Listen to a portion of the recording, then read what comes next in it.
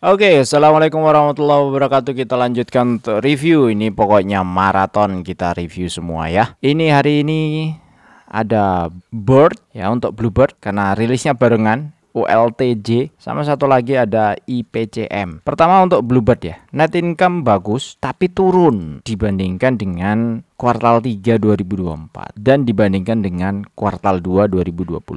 Tapi proyeksi setahunnya lebih baik daripada 2024. Dengan begitu, potensi performanya dia pun mestinya juga lebih baik dibandingkan dengan 2024. Nah, dengan net income yang turun ini kuartal 3, revenue-nya ternyata di kuartal 3 itu naik 1,4 T, yang biasanya di kuartal 3 2024 itu 1,3 T. Nah, cuma di analisisnya di Stockbit kuartal 3 belum keluar. Jadi baru key stat aja, sehingga kita lihat aja di laporan keuangan langsung ya.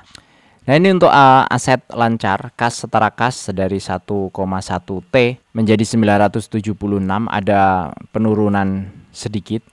Kasnya nyewa-nyewain taksi itu bisa 1 T. Mantap. Aset tidak lancarnya juga mantap. Ada penambahan ya dari 6,4 T menjadi 7,2 T. Triliun semua ini. Terus liabilitas ada naik sedikit disebabkan dari utang usaha, kemudian liabilitas yang masih harus dibayar, dan juga ada uang muka. Ya, berarti ini ada mungkin beli armada atau apa di depan gitu ya. Total liabilitas jangka panjang 1,6, jadi liabilitasnya naik, ini perlu waspada. Tapi kalau bisnisnya gacor ya nggak masalah sebenarnya ya. Ekuitas oke, naik. Terus pendapatan neto ini dari awalnya 3,6 T sekarang 4,1 triliun. Jadi di September 2025 ini 9 bulan performa dibandingkan tahun lalu itu bagus. Ya mungkin sekitar hampir 10% ini. Kemudian laba bruto 1,1 ke 1,3 ini juga bagus banget. Laba usaha juga oke, 400 ke 500. Laba komprehensif tahun berjalan oke, sehingga laba per sahamnya pun juga naik ya, 174 ke 193. Terus saldo laba di September 2024 2,9 T, di September 2025 3,2 T. Naik. Dan itu bagus. Untuk penerimaan kas oke ya, aman aja.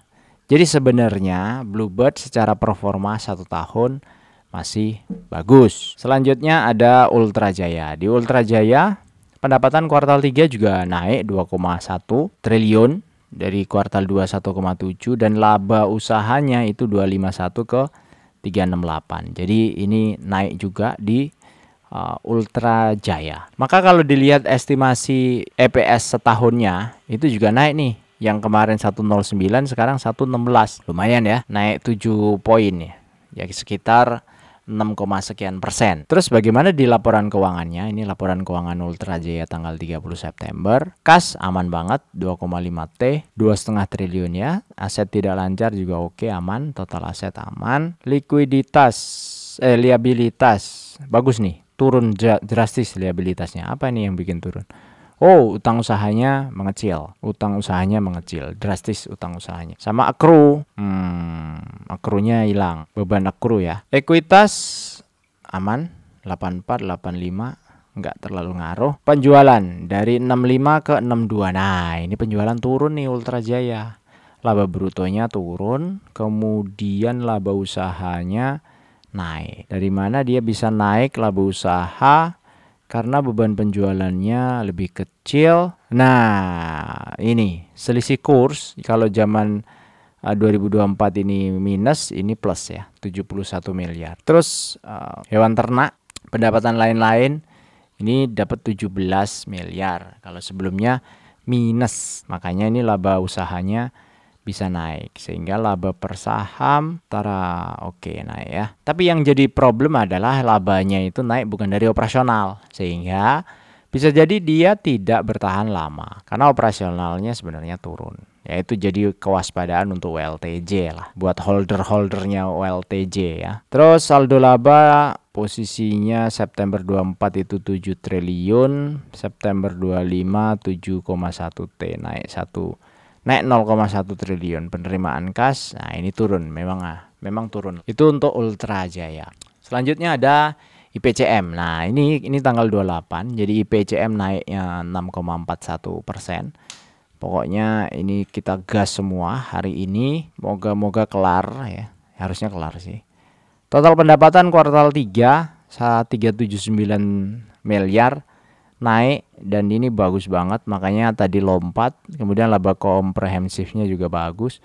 Memang ini dan IPCC itu kemungkinannya juga lumayan bagus di tahun-tahun ini ya, karena seolah-olah ada rebound di transaksi kita lah. Kalau IPCC itu rata-rata di mobil impor ya, mobil-mobil baterai.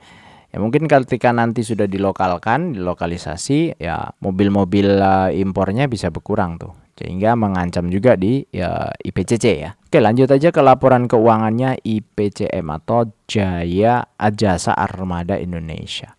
Kasnya, lah ini kasnya sebenarnya tidak terlalu banyak, tidak seperti yang tadi triliunan. Kalau ini hanya 400 miliar hanya ya, ke 489. Ini stabil, aman, jumlah aset lancar aman, aset tidak lancar aman banget. Kemudian liabilitas so-so, tidak ada hal yang mengkhawatirkan. Ekuitas so-so, pendapatan neto aman, naik ya 900 ke 1T. Ini tembus 1 triliun nih 2025 kuartal 3. Hebat ya. Laba bruto naik, laba usaha naik. Enak ya, kita nge-review saham-saham yang bagi dividen rutin itu. Hampir semua laporan keuangannya itu sudah stabil. Enak banget nge-reviewnya. Ngelihat sekilas aja kita udah tahu, udah paham. Laba per saham naik. Gampang banget. Desember 23 ini saldo laba nih, kan nggak jelas jadinya aku ngomong kan.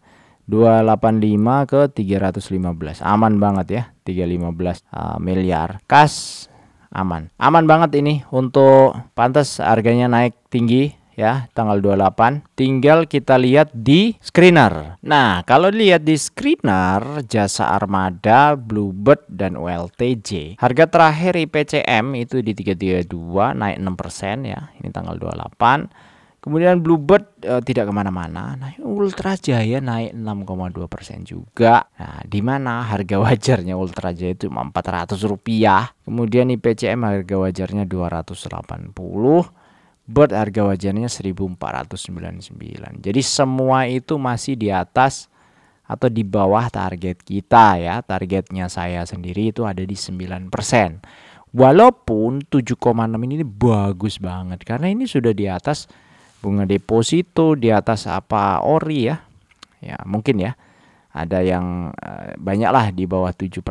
Saya nggak tahu apakah sekarang ada yang di atas 7%, karena saya tidak aktif di sana. Saya hanya aktif di saham. Hanya satu aja saham yang saya tekuni ya. Nah, dengan begitu IPCM payout ratio 75 Bird 51, ULTJ 35. Kondisinya potensi yield dividennya seperti ini. 7,6, 7,6 dan 2,8% untuk ULTJ. Jadi yang cukup layak ada di IPCM dan Bird. Jadi masih hijau semua, masih di atas 6%. IPCM juga rutin bagi dividen, 2022 bagi, 2024 bagi.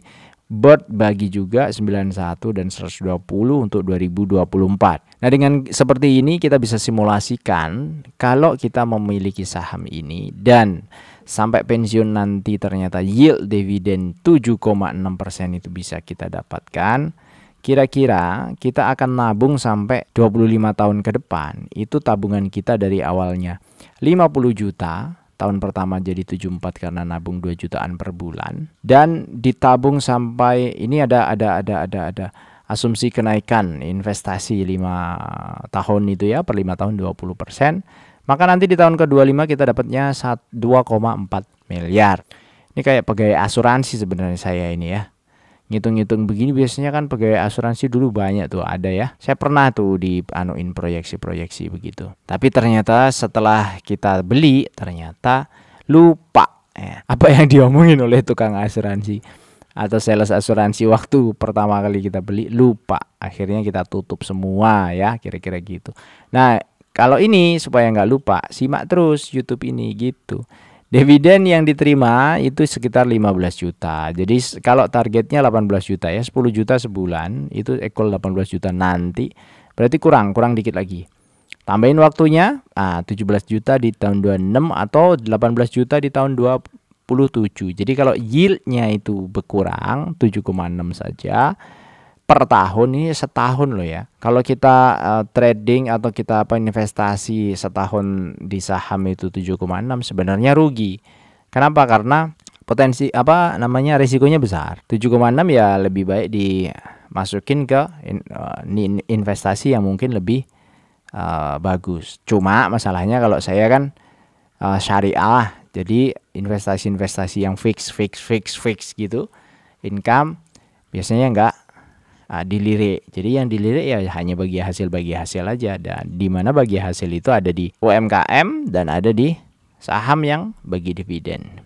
Itu sih, semoga bermanfaat. Jangan lupa tuh yang join di YouTube ya, silahkan kita bahas lebih detail, lebih komprehensif di join ya. Semoga bermanfaat. Assalamualaikum warahmatullahi wabarakatuh.